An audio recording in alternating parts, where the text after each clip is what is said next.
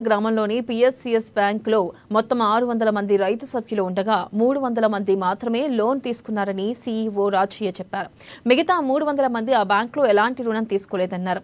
కొంతమంది సొసైటీ డైరెక్టర్లతో చేతులు కలిపి అందులో అకౌంట్ ఉన్న రైతుల ఆధార్ కార్డుల పేరు మీద వారికే తెలియకుండా వారి పేరుతో లోన్ తీసుకున్నారని వివరించారు.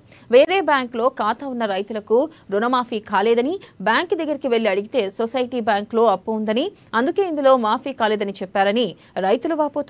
సొసైటీ బ్యాంకులో అప్పు తీసుకోలేదని తమ పేరుపై లోను ఎలా ఇచ్చారని రైతులు మండిపడుతున్నారు.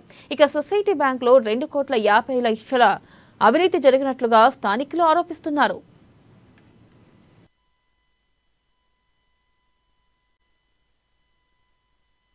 మాకు కోఆపరేటివ్ బ్యాంకులో 7 సంవత్సరాల క్రితము వైఎస్ రాజశేఖర రెడ్డి ఉన్నప్పుడు మేము 30,000 అప్పంతకుముందు 30,000 బాగా కోఆపరేటివ్ బ్యాంకులో తీసుకున్నాము.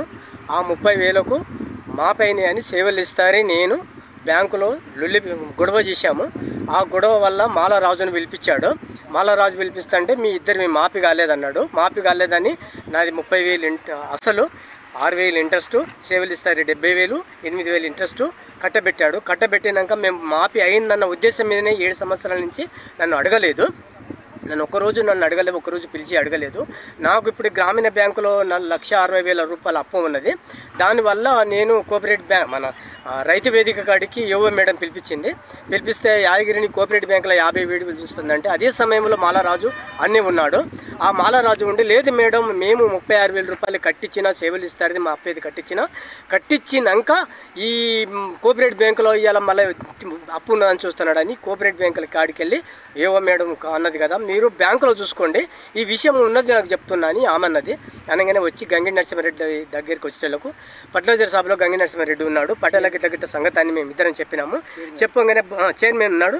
చైర్మన్ ఉండగా బుక్లో చూసేటకు 36,000 రూపాయలు కట్టినట్టు లీస్ట్ బుక్ మీద ఉన్నది.